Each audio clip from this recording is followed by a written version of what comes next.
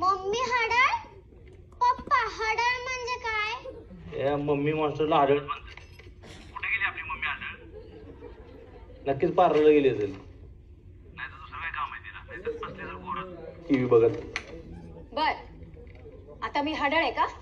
प्रेमात होतास तेव्हा गुलगुल बोलायचं. किती गोड दिसते. आणि आता हडळ दिसते ना मी? तुझं काहीच कामाचं नाही.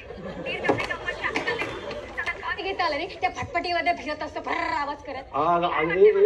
मी तुला तुला तुला माहित असेल ना मराठीत काय म्हणतात? नालायक डुक्कर म्हणतात.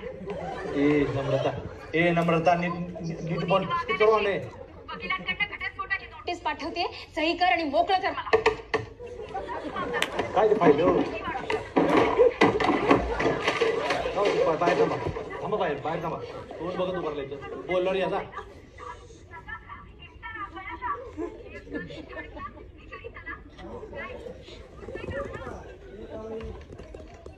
ठेवला नालाय कर.